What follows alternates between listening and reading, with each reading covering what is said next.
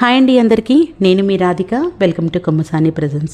కూరగాయలు లేనప్పుడు జనరల్గా మనం ఎగ్ ఫ్రైని కానీ లేదు అంటే నార్మల్ పప్పును కానీ చేసుకుంటాము. ఒకసారి ఈరోజు నేను చేసి చూపించబోయే రెసిపీని తయారు చేసుకోండి, మీకు చాలా బాగా నచ్చుతుంది. దానికోసం ముందుగా కుక్కర్లో పప్పు వేసుకొని ఉడికించుకోవాలి.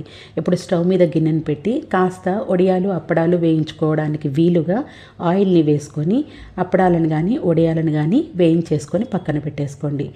ఎక్కువగా ఉన్న ఆయిల్ని తీసేసి 2 టేబుల్ స్పూన్ల ఆయిల్ వరకు ఉంచేసుకొని దానిలోకి ఆవాలు, జీలకర్ర, మినపగుళ్ళు వేసేసుకొని ఫ్రై చేయండి. ఒక పెద్ద సైజు ఉల్లిపాయను తీసుకొని నార్మల్గా ముక్కలుగా కట్ చేసేసుకొని వేసుకోవాలి. 5-6 పచ్చిమిరపకాయలని కూడా చీల్చుకొని వేసేసుకోవాలి. వీటిని కాస్త ఫ్రై చేసుకోవాలి. మధ్యలో కాస్తంత కరివేపాకును యాడ్ చేసేసి ఉల్లిపాయ ట్రాన్స్పరెంట్ అయ్యే వరకు ఫ్రై చేసుకోవాలి. ఉల్లిపాయ కాస్త మగ్గిన తర్వాత దీంట్లోకి పసుపును వేసేసుకోవాలి. పసుపును వేసేసుకొని కలర్ మారి చక్కగా ఫ్రై అయ్యేటంత వరకు ఫ్రై చేసుకోవాలి. ఇప్పుడు దీంట్లోకి కుక్కర్లో ఉడికినటువంటి పప్పుని మెత్తగా మెదుపుకొని ఆ పప్పునంతా కూడా గిన్నెలోకి వేసుకొని కుక్కర్లో కాస్తంత వాటర్ని కూడా యాడ్ చేసి ఆ వాటర్ని కూడా వేసుకోవాలి. అలాగే కాస్తంత ప్లెయిన్ పప్పు కావాలి అనుకుంటే పక్కన తీసి పెట్టుకోవాలి. ఇప్పుడు మనం దీంట్లోకి యాడ్ చేసే ఒక సీక్రెట్ ఇంగ్రీడియంట్స్ ఏంటి అంటే నిల్వ పచ్చళ్ళు. నిల్వ పచ్చళ్ళలో కూడా అన్నీ కాదు, కొరివికారం పచ్చడి, టమాటా పచ్చడి, లేకపోతే ఈ రెండింటి కాంబినేషన్లో ఉన్న పచ్చడిని అయితే ఈ పప్పులోకి యూజ్ చేసుకుంటే చాలా టేస్టీగా ఉంటుంది. పప్పు కాస్త ఉడుకు పడుతుంది అనుకున్నప్పుడు 2 స్పూన్ల ఈ పచ్చడిని వేసుకోవాలి. నేను కొరివికారం టమాటా పచ్చడిని వేసుకున్నాను. ఇవి ఉప్పు కానీ కారం కానీ మనం ఎక్కడ యూజ్ చేయొద్దు. ముందు ఈ పచ్చడి మొత్తం కూడా పప్పులోకి బాగా కలిసేటట్టుగా కలుపుకోవాలి.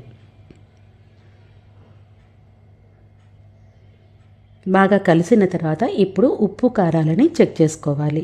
నాకైతే కారం సరిపోయింది, బట్ ఉప్పు కాస్త పడుతుంది కాబట్టి నేను కాస్త ఉప్పుని యాడ్ చేసుకుంటున్నాను. మీరు కూడా చూసుకొని యాడ్ చేసుకోవచ్చు. ఇలా కలుపుకున్న తర్వాత మూత పెట్టేసుకొని బాగా ఉడకనివ్వాలి. ఒక 5 నుంచి 10 నిమిషాల వరకు ఉడికిన తర్వాత కొత్తిమీర వేసుకొని పులుపు కావాలి అనుకున్న వాళ్ళు 2 చెక్కల నిమ్మకాయ రసాన్ని కూడా పిండుకోవచ్చు. కాకపోతే ఆల్రెడీ ఉంటుంది కాబట్టి సరిపోదు అనుకున్న వాళ్ళు నిమ్మకాయ రసాన్ని పిండేసుకోవచ్చు. ఇలా ఉడికించుకున్న దాన్ని వేడివేడి అన్నంలోకి కానీ లేదా చల్లటి అన్నంలోకైనా సరే బాగానే ఉంటుంది. ఒక్కసారి ఇలా ప్రిపేర్ చేసుకోండి, చాలా ఈజీగా నిమిషాల్లో అయిపోతుంది. మంచి భోజనం కూడా మనం కూరగాయలు లేకుండా కూడా చెయ్యొచ్చు అనేది ఉంటుంది. ప్లెయిన్ పప్పులో అయితే ఏదైనా కారపొడిని వేసుకొని నెయ్యి వేసుకొని ఈ పప్పులోకి కాస్త నెయ్యి వేసుకొని తయారు చేసుకునేటువంటి వైట్ రైస్ని వేయించుకునేటువంటి వడియాలు అప్పడాలను పెట్టుకొని తిన్నాము అని అంటే మంచి భోజనం చేశామనే తృప్తి ఉంటుంది. తప్పకుండా మీరు కూడా ట్రై చేయండి, మీకు కూడా చాలా బాగా నచ్చుతుంది. Thank you for watching.